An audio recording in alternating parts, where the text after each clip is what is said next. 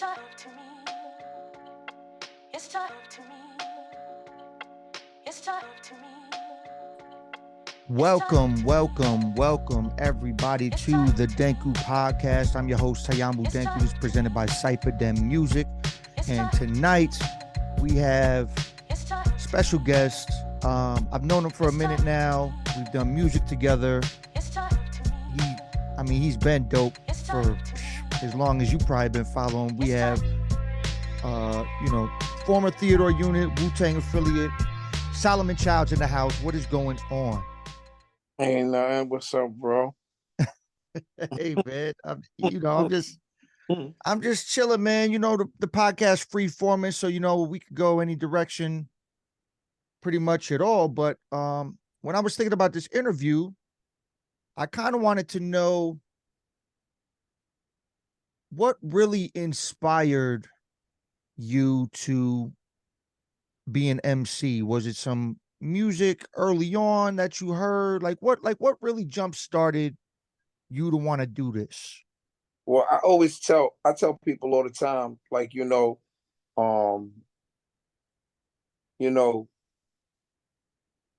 my mom, she was like, heavy into like Madonna, Whitney Houston, Pat Benatar, Ashford and Simpson, those kind of people, when I was a little kid. And my dad, God bless him, God rest his soul. He was more of a country western type person, Conway Twitty, um, George Strait, Willie Nelson, Dolly Parton, Randy Travis, you know. So I knew so much music. I knew about music so much. It was destined, I loved music. And then I remember, just starting to like, freestyle and stuff like that. And the older guys, they used to always be like, oh, he sounds like Coogee Rap. And, so, it was like, really to answer your question, it was more of like, when I first got turned on to Video Music Box. You know what I mean? My cousins putting me onto Video Music Box. I never knew nothing about it. You know what I mean? Because I was like, like I was listening to the music my mom was listening to and the music my dad was listening to. So I didn't really know anything about that kind of genre of music. And so when I got turned on to that, the first person that I seen was Special Ed.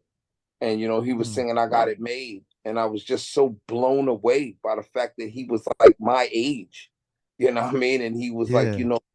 like spitting, and he was having fun, and he looked like he looked it looked like he didn't have to go to school. You know what I mean? And I Mhm. was like, I hated school. I was like, yo, really? I'm like, this kid looks like he's fucking like his parents don't make him go to school. Like he doesn't wake up early in the morning because he's like, I got it made, got everything I want. I got everything from cotton to suede. I wanted lead. I paid, he said my hair was growing too long, so I got me a fade. And it was like, it's like, back then, it's like, I had a dark Caesar. And I'm like, I used to press my dad all the time, like, Dad, I need a fade. I want to get a fade. I want to get a fade. And he'd be like, when you have money to buy a fade, you can get a fade.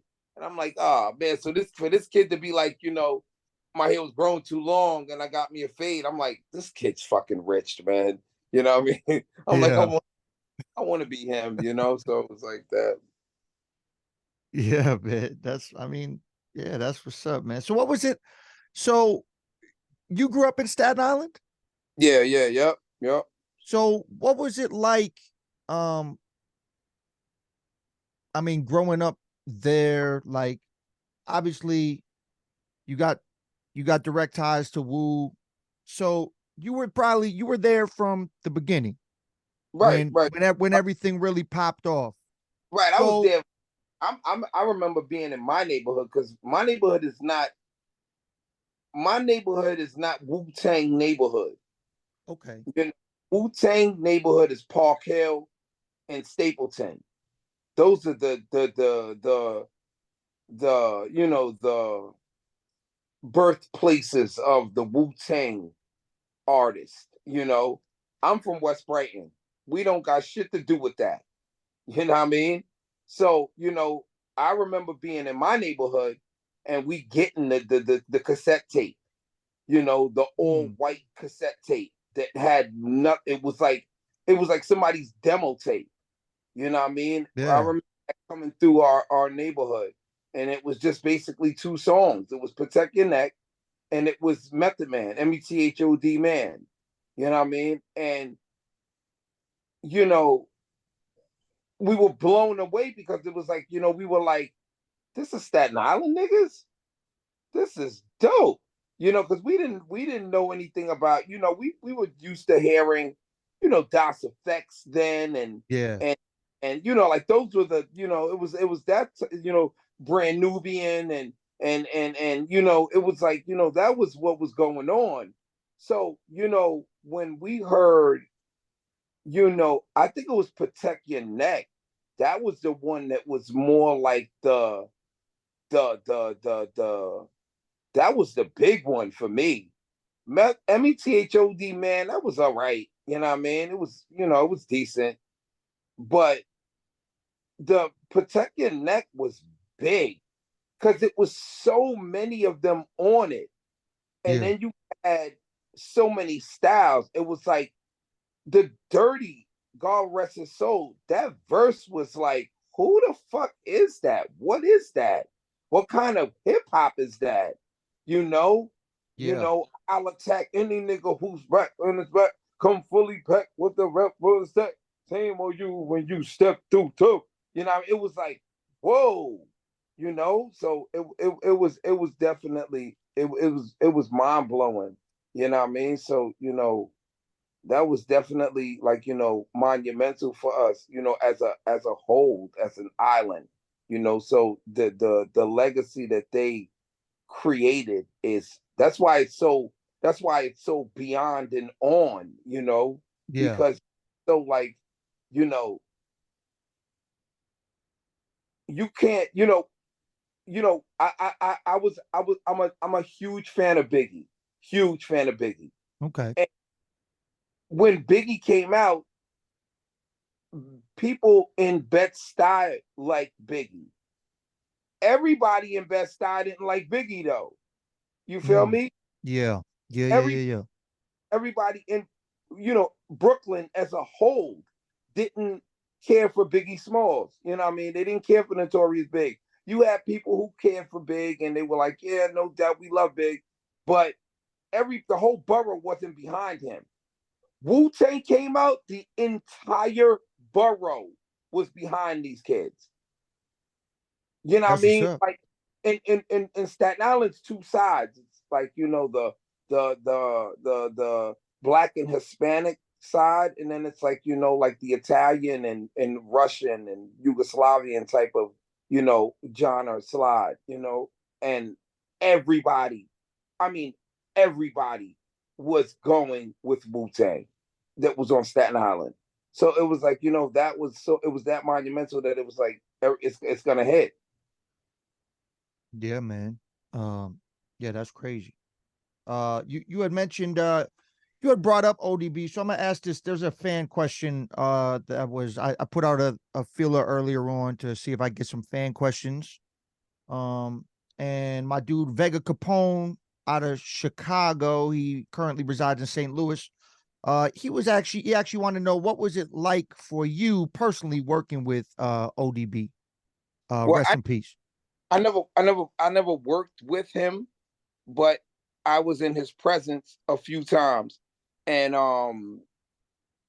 being in his presence a few times was definitely different. It wasn't what you saw on TV. You know, what you saw on TV, that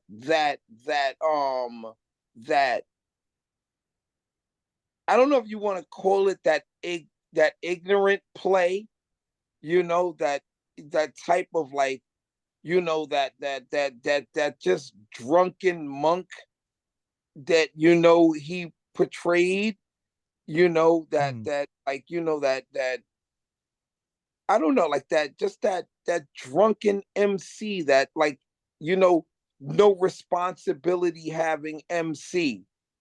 He was nothing like that. This guy was a scholar. He was well mannered. His his speech was well. His pronunciation was well. There was no like So it was it like just so that was like a character.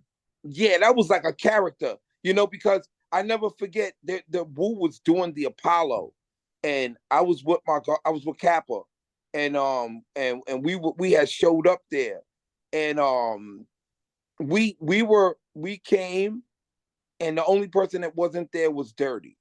And then I remember seeing his car like just shoot by. He had like a Mercedes Benz, and I seen it just fly by. And I'm like, whoa, who was that? And they're like, yeah, that was Dirt right there. And I guess he went and parked, and then he came, and it's like, Cap had introduced me to him, like, yo, Dirt, this my god brother, Solomon. Well, at that time, I wasn't even being called Solomon. I was still Killer Bams. You know what I mean? And it was like, yo, this is Bams right here. And I'm waiting for him to be like, yo, what's up? Yo, what up, boy? Yo, and it was more like, hey, what's up, my brother? How are you? How you doing? Mm. And he was so like just calm and well mannered. And I was totally blown away. I couldn't believe how, he was just so, he was just so well mannered. It was deep. It was like like an epiphany for me. Yeah, I mean that's what's up because you know, he definitely one that's gone way too soon, but I feel like a lot of people's image of him is the character. You know what I'm Mhm. saying? They don't even know him as who he actually is. Right, right, So right. so yeah, that's crazy insight on that altogether. Um okay, so let's just jump to this. So your first real is this your first real album? The what is it? It's King of New York. Is that would you consider that your first actual album you dropped? Mm, Or was there something before that? Like album wise? no, I think that would be like the first album, the King Kong in New York. That was probably like the first mixtape album.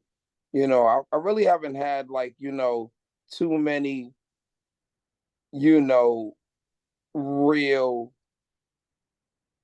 label type mainstream albums. I don't really have any too many of those. I just got a lot of mixtape work, a lot of like, straight out the trap house work.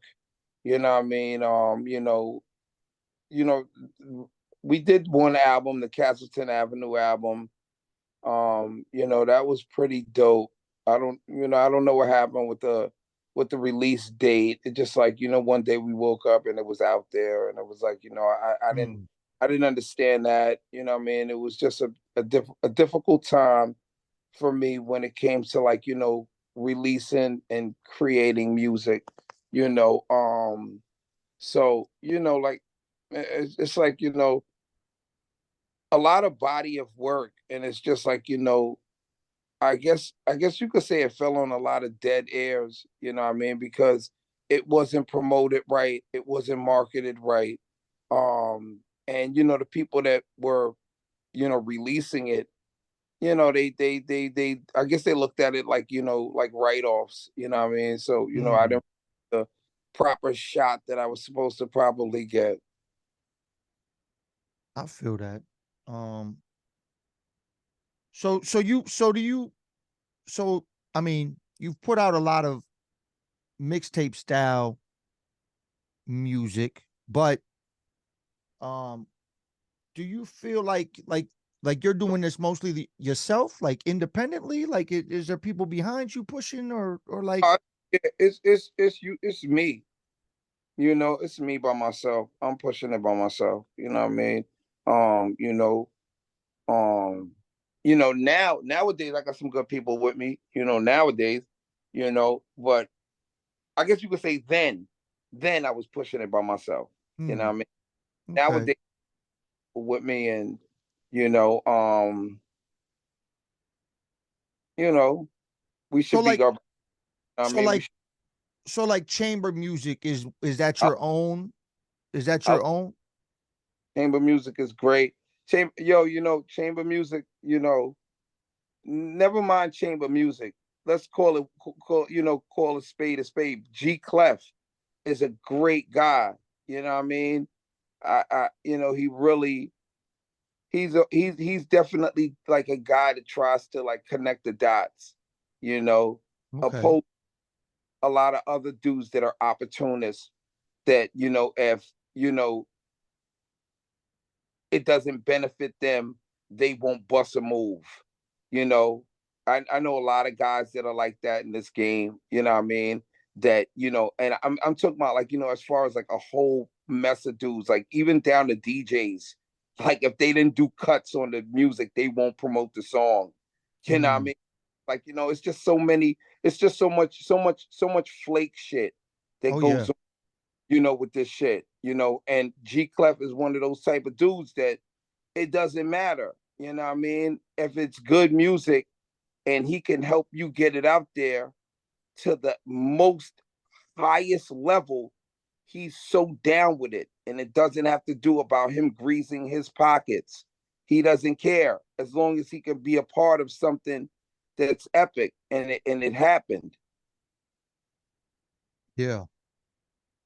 Yeah, that's I mean, yeah, that's what's up, man. Shouts to him, Chamber Music for putting out a lot of your releases. Right. Um and okay, let me ask this one. I know you did you, so okay, did you just leave the Theodore unit in '05? Like I was reading that, or um like you just walked away from that, or like how did that all happen? Well, with the Theodore unit thing, you know what I mean? What happened was, so, you know, at the time, I feel like I kind of got bamboozled into something that wasn't, it wasn't, what it was. You know, you know, we were making music, and there was other people that kind of brought me in to do an album, and they wanted Starks, they wanted Ghosts to kind of like work on side with them, and Ghost wasn't really working with them, but these people didn't put us on, you know, as to know that, there's not a good situation right now between us. They try to leverage us, us meaning me and Trife. They tried to use us to kind of, help the situation, or how can you say it? Try to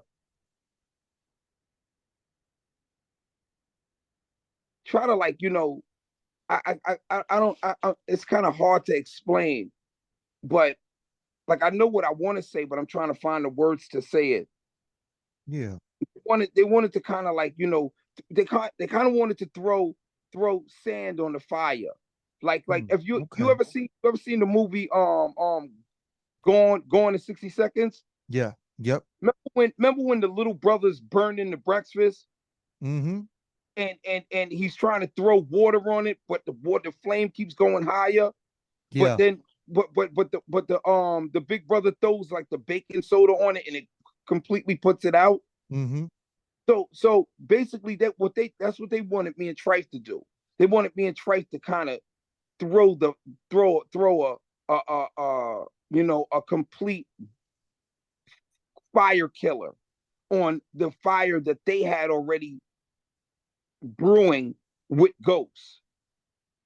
Hmm. So it's like, when that didn't happen, because see, Ghost wasn't on that wave. He wasn't the type of person to be like, yo, oh word, that's what they want to do. All right, let's see what they talking about. Maybe maybe a few years before that, that might have been the conversation. But at this point, that wasn't the conversation, because they were already in what kind of, situation they were in. Hmm. So Okay. so for me to come in now, all I did was get caught in the middle of a dramatic drama that was going on between him and his people. Mm. When in all reality, all I was trying to do was, basically get, some clarity with the Theodore unit. You know what I mean? And like, basically, get something going on. You know what I mean? With me, Trife, and really, basically just me and Trife. You know what I mean? Because we were the only ones that went over there. Trife had, he decided, like, you know what? I guess he must have seen something that I didn't see, because he retreated and he went back over with Ghost. You know what I mean? Without even, like, looking back. And and at the time, it didn't dawn on me, like, wow, he just kept it pushing. He didn't want to be a part of this situation over here. Why wouldn't he want to be a part of this situation? I didn't realize. But that comes from me not knowing people and thinking I know them and not really knowing them. Mm. Yeah. Feel me? Because in all Mm-hmm. reality, I didn't know them kids. You know what I mean? I only know them from Kappa and Ghost. That's how I know them. You know what I mean? I don't know them no other way. I didn't grow up with them. They didn't grow up with me. You know what I mean? They may have grown up with, like, older family members of mine, but they don't know me. I don't know them. You know Yeah. what I mean? So it wasn't. It was supposed to be a family thing, and it was basically just people you didn't even know clumped together in something that was called the Theodore unit. At the end of the day. Right, right. You know what I mean? So, pretty much the whole thing. You know what I mean? Wu Tang in a whole. You know what I mean? So, it's like, like I said early in the interview, I come from a different part. I don't come Yeah. from the area. You know what I mean? So, it's you're not gonna get the same. You're not gonna get. I'm not a day one. Okay. Yeah. Yeah. Yeah. Yeah. Your rhyme style, very unique, very different, very your own thing. How do you think that came to be perfected over time? Or like what kind of method do you have when it comes to writing to where you got to where you are today in your writing and creativity? Just reading. You know what I mean? Reading and obtaining knowledge, taking in taking in the positives, taking in the negatives, and creating my own, scenarios out of those. You know what I mean? And using using things for what it's worth. You know what I mean? And taking the good for the good and the bad for the bad. You know, just basically doing what I needed to do, and utilizing everything that I can possibly utilize into making a great song. Hmm. Yeah, that's what's up, man. Um, Let me ask this random fan question. Uh, because I was searching for this too, and I was actually wondering. Um, my dude Noah from out of Toronto, Ontario, shouts to Noah. He wanted to know what happened to your incredible verse on the Ghostface Barrel Brothers or Tony Siegel joint. I don't know. I don't know. I don't know. That was a part of that whole. That was a part of that whole wave. The rise and the fall of the Theodore unit. Hmm. That was a part of that. I mean, that was a part of that whole little era. You know, you know what was and what wasn't, and who who was what and who wasn't what, and So, so you don't and so you don't even know why it's not on it. yeah. Like you I don't. mean, I'm taking it that it was on it because of the whole, of the people that Ghost wasn't in bed with, that I became in bed with, Hmm. that was a part of his crew, not mine, his Yeah. crew. Yeah. Yeah. You Yeah. and he, I guess, him and his team decided that, if I was over there, that they weren't gonna let the verse fly on the song. Hmm. which is, you can you blame them? You can't blame them. You can't look at them and be like, damn, why would you do that for, Ghost? What was that about? Nah, Ghost, that's nah, you can't do that, because in all reality, it's like, it's like you siding with the enemy. Mm. But my issue was I didn't know he was an enemy. I didn't know. Yeah. Especially when you're especially when you're in bed with him again, especially when you guys are chum again, when you guys are cool with each other again. How could I know that that was an enemy? Yeah. You know, Yeah, man. but that goes to that old saying. That old saying, like, yo, like when you had, like, when you coming up and you got friends, right? You got two friends, and they both brothers, and they have a fight, but you side with one brother. You Mm. do that because you know what? At the end of the day, they're gonna be brothers again. Yeah. But now Yeah. the brother that you sided with, the one that you didn't side with, he's gonna look at you funny now, because he's gonna be like, nah, man, nah, you should have mind your business. You should have stayed out of that. Mm. So that's kind of like that. That's the scenario right there with that. I feel you. I feel that. Yeah, I get it. I get it totally, man. I totally get that. Um, what have you done any extensive touring in the past? No, not really. I mean, the only touring I did like my own tour. I put together. Um, I put together a tour in Australia. I did the whole Australia, Coffs Harbour, Melbourne, Sydney. It was a dope experience. But the show promoter that had put it together, she was this chick. She didn't know what she was doing. It was actually me and the Alcoholics. Mm. We were the main acts. But she didn't know what she was doing. She got robbed. We got robbed. We got jerked. We didn't come home with nothing. What I mean? I was supposed to come home with a nice bag. I came home with like fucking like 6 grand in experience. Mm. I was gone for like fucking 35 days. It was a 35-day tour? Right, Damn. right. Yeah, that's crazy. Do you have a I mean, I know you said the tour ended up being kind of whack with the financials, but do you have a tour memory that stands out from that? Oh, it was a beautiful experience. So one of the greatest memories was we were driving on the highway. It wasn't a highway, it was like a regular street. And it was like a mountain to the side of us. And I'm like, yo, what the fuck is that little kid doing up there on that mountain? And the guy, because the seats are different. Our Hmm. driver side is their passenger side. Yeah, yeah, yeah. So me being a driver, my peripheral is all over the place because I'm feeling like I'm driving, but I'm not. So I caught it caught my eye, and I'm like, why the fuck is that little kid up there on that mountain, climbing up that mountain? And my boy's like, what are you talking about, mate? What do you mean? What little kid? I'm like, right there, look, with the gray sweatsuit.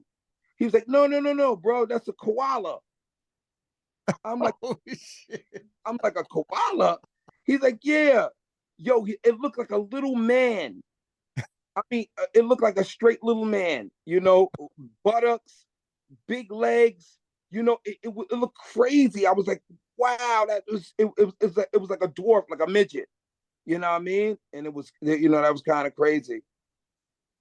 Yeah, man. I've personally never been to Australia. I used to work with producers out there, but that's pretty much my extent of knowing Australia in general. But I've actually never been. I want to get my overseas tour shit on, man. But I do a lot of touring around the U.S.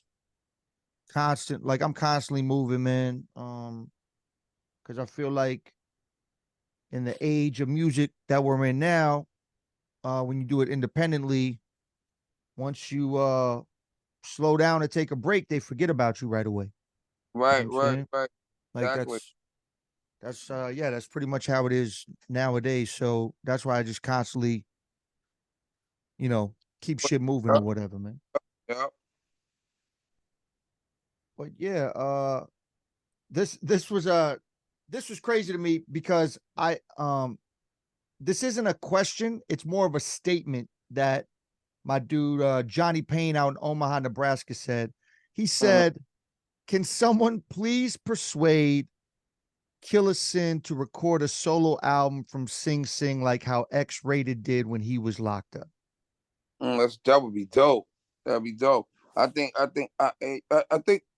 what happens is it's about the access, you know, and Yeah. I think the access should be there now because I know some kids are fucking, they're on FaceTime now, being Hmm. incarcerated. I see dudes with actual phones, like having FaceTime conversations.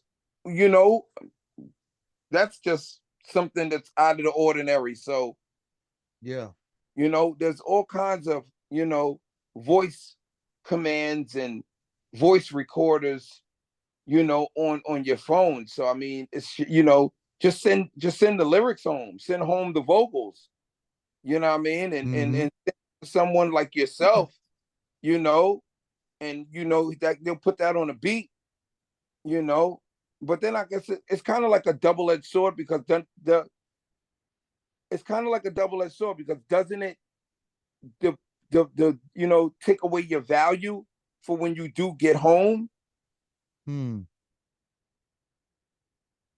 Yeah, maybe. Because if you keep yourself exclusive till you get home, it's more that the anticipation of what you've now written in there is more highly demanded than you sending home verses from actually Hmm. Yeah, I feel that. Because it also kind of goes hand in hand with me producer wise. I think that it's kind of really dope. I mean, I know a lot of producers work with a lot of different people, but I think it's super dope if there's a producer that exclusively works with somebody. Mm-hmm. Like doesn't, they got their own style, they got their own shit, and they don't work with anybody else except that one person or that group of people. I know it might keep their shit like tight, like Mm-hmm. where they won't be able to expand and reach other avenues. But I think the like you were saying, like the exclusiveness of it is what makes it dope. You know what I'm saying? Mm-hmm. So yeah, I know what you're saying there. The you know what the crazy thing is it's out there somewhere. I don't know if it got used. I don't know where it ended up, but there is a Killerson verse out there somewhere in some studio, wherever he recorded it at, that is for a song that me and him were supposed to do. That where I never got the verse before he got locked up. Mm-hmm. Like it was recorded. He told me that. I never got the files. I never got the vocals. So Mm-hmm. we never were able to put out the song. But like we've talked. I've talked to him on the phone way back in the day when we were working on a joint. But yeah, it just never ended up happening. Mm-hmm. Basically what it was. Um, okay. Let me ask this one from my co-host of Live from the Den, Amram Rambunctious. He wanted to know, in your opinion, who do you think is the most important member of Wu Tang in hindsight? Um, mm, I, I don't even answer that. Yeah. Yeah, I guess he was just wondering in your mind what you thought, like who might be the most important as far as holding everything together, holding everything down. I have no idea. I mean, I don't even know how to answer that, to be honest. Yeah, I have no idea. Um, what do you have coming? What do you have coming up next for yourself? Are you working on a new album, mixtape, project? Yeah, I'm working on a whole lot of stuff. I'm working on. I'm just all over the place. I have so many projects that I'm working on right now at one time. It's like really crazy. So, I'm just I'm just working. I'm just working. You know what I mean? All gas, no brakes, you That's what's know. up, man. Is there any type of release dates, or you just working until it's ready, and then you're gonna figure that out then, or? I don't even know the release date. I know there's one coming out right now. I know King Kong Part 2 is coming out right now. So I know that release date is supposed to be sometime in October. So I'm not sure when. I think there was like some kind of issue with one of the songs. There was they thought that they had the correct song and one of the features wasn't there, and when they went to play it back, like, the whole album, everything was good, but that one song, it's like when it came time for the guy, I think it was Chubbs the God, his feature wasn't there. It wasn't on the album. You know what I Hmm. mean? So you're listening to the song and you're like, this album is so dope. Oh, so this song next that's about to play is Chubbs the God with Solomon Childs, Welcome to New York City. And my verse goes and then the hook, and then it's just blank. Oh, Like, damn. and it's like, wait, what? Where's Chubbs at? And I'm like, ah. So, because of that, I think it So was like, like some kind of engineer issue or something. Something yeah, happened. right.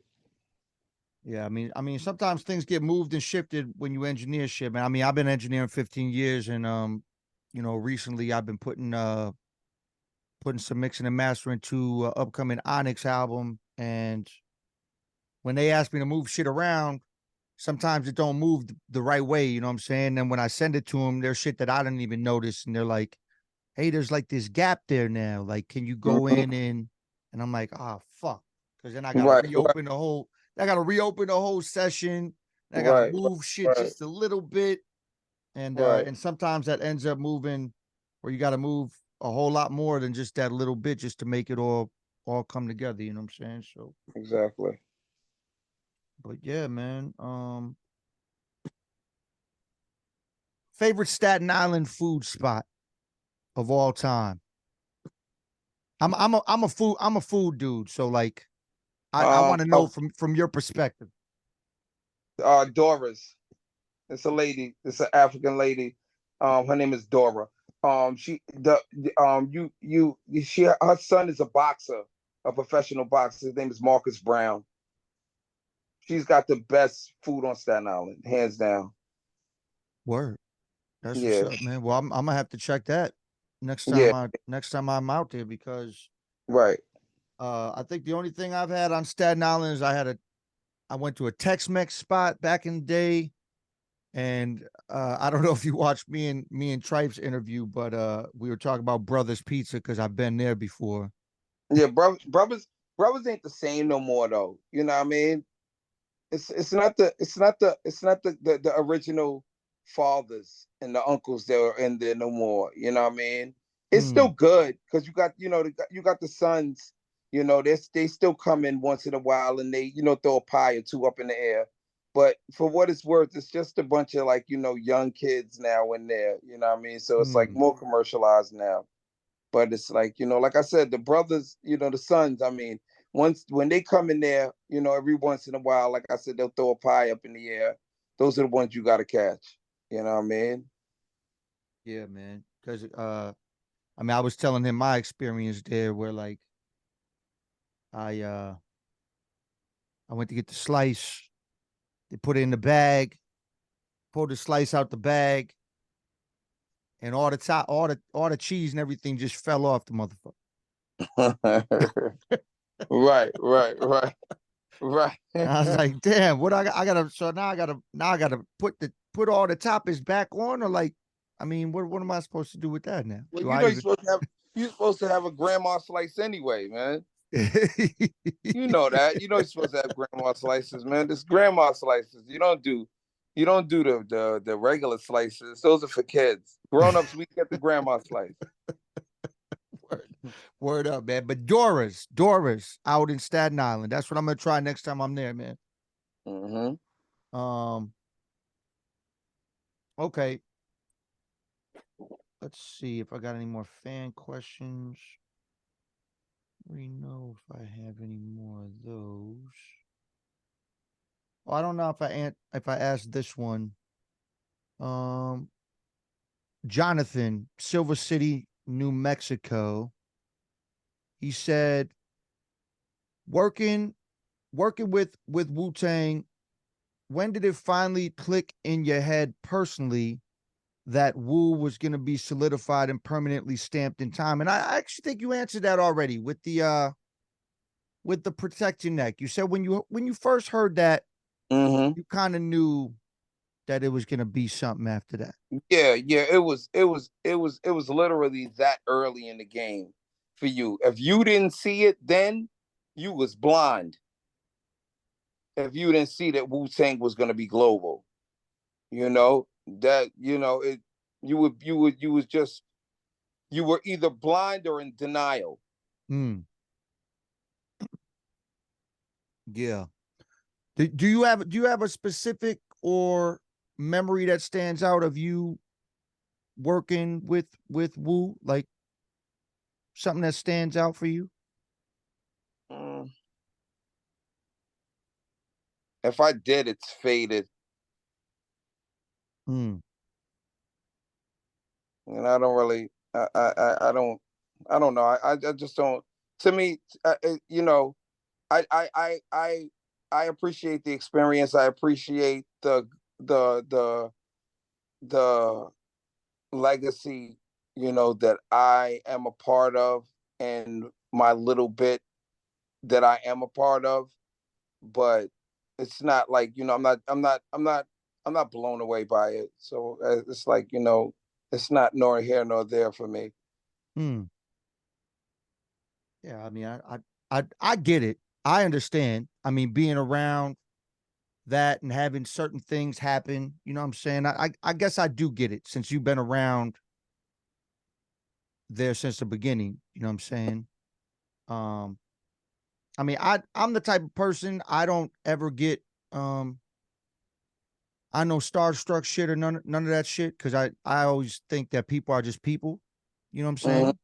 saying? That's always the mentality I've always had. So even though I know a lot of artists, and I've worked with a lot of artists, uh, I don't know if those exact experiences stand out for me, to be honest. It's probably Hmm. more of I book my own tours, and there's definitely experiences I've had on the road with music, like even coming down to a point where somebody I've never met in my whole life um comes up to the merch table after hearing me perform or something, and they pick up one of my vinyls and they instantly want me to sign sign the vinyl that they're getting from me. These people have never heard of me before in their life until that show. And then when Hmm. something like that happens and they want me to sign the album, I'm just kind of like, that's something I always remember. I Right, probably remember every single vinyl record or album that I've signed for somebody. You know right, what I right, mean? Like right, that's definitely standout moments for right, me personally. right, right. Um, so I was doing some research. Obviously I don't know you on a personal level, really. I mean, we have songs together, which is dope. And I definitely think we've murdered some tracks together. I could say that. Right. Uh, but I was doing some research. So I was looking in the bio and 2016, Hmm. uh it said you were shot two times Hmm. Yep. and you recovered and came back into music in 2017. That's a traumatic experience. That's probably a super hard thing to recover from and then jump back into the music mix. So is what made you just after that happened come right back into music after that? I mean, I love music. So it really didn't have anything to do with that. And that was the wrong place, wrong time type situation. I didn't have any drama with anyone, or that kind of situation. I was just at the wrong place at the wrong time, you Mm, know. And so I wouldn't let that count me out. You I know what I feel that. mean? Yeah. It didn't have any. It was apples and oranges. It didn't have anything to do with anything. You know what I mean? So for me to and it wasn't. I didn't get played. I didn't get I didn't get suckered. I didn't get punked. You know what I mean? The people who shot me, they shot me from behind. You know what I Mm, mean? I was active in the altercation. I was aggressive in the altercation as much as I possibly could be. Maybe that's the reason why I even got shot at all. You know what I mean? Because I wasn't, you know, I wasn't submissive. I wasn't like, okay, okay. I was aggressive. Like, so what are you gonna do? And it was like, it was like that was their defense mode to this guy's coming too hard. We gotta slow him down. You know what I mean? So mm, it wasn't like I needed to say, oh, oh well, I can't really do this no more because this happened. It didn't have anything to do with anything. You know what I mean? And I just but basically worked hard and built my body back where it needed to be and where it was prior and kept going strong.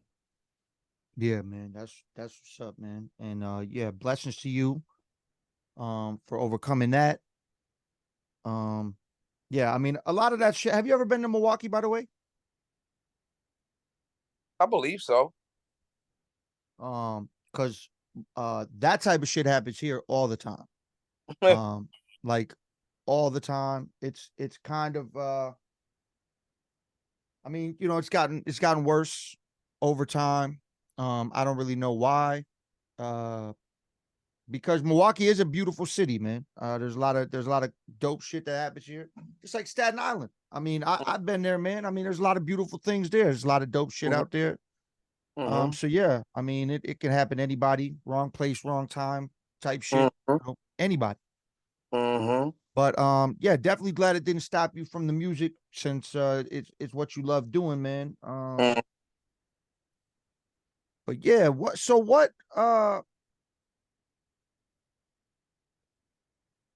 type of other things do you love aside from the music thing? Like are you into movies? Are you into you know like sports shit? Like what other things like are I are mean, you are you into?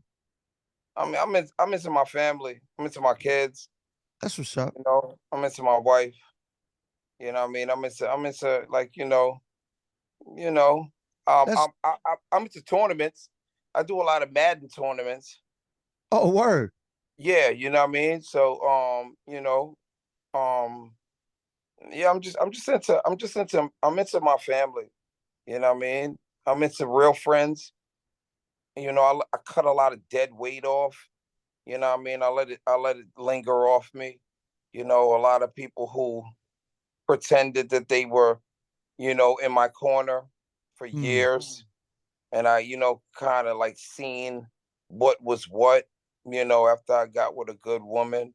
You know what I mean? And she basically helped me, schooled me on like, babe, he's not for you, she's not for you.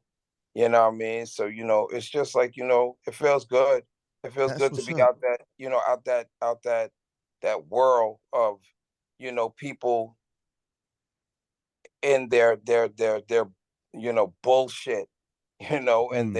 their finessing and their fake love, their opportunists, these opportunist ass fucking dudes that want you on their projects, when they need you, they come running and acting like it's all love, and the minute they get you on something, it's like, when you go to them, they're nowhere to be found.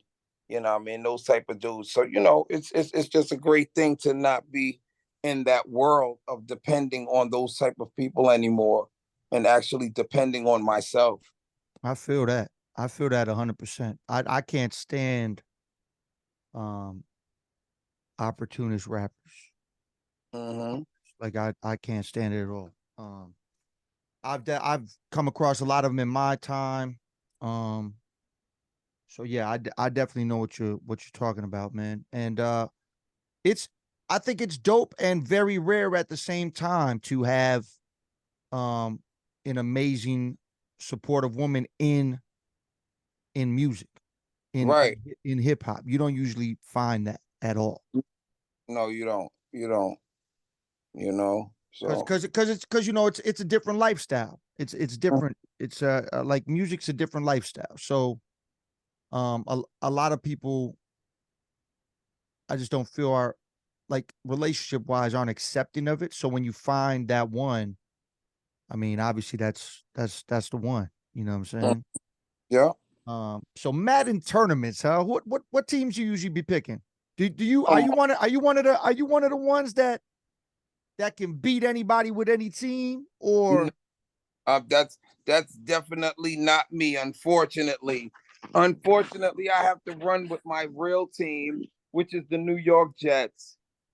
hmm So and for me, it gets crazy because you know when as you practice before the tournaments, you practice online with people. You know what I mean? And a lot of these kids, they'll have in, let's use my team for an example. I'll Sometimes you may get Jets versus Jets. okay. I keep it I keep it um I keep it like how the computer stimulates the roster. So meaning Aaron Rodgers tore his ACL, Yeah. all right, his Achilles. He tore his Achilles. So he's not playing. I'm not using him. He's there to use, but I'm not using him. He's not in the real game.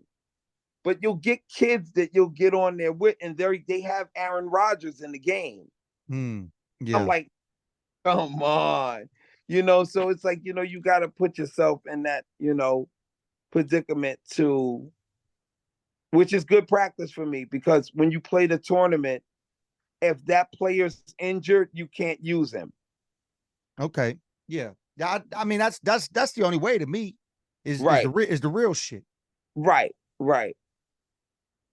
Yeah, man.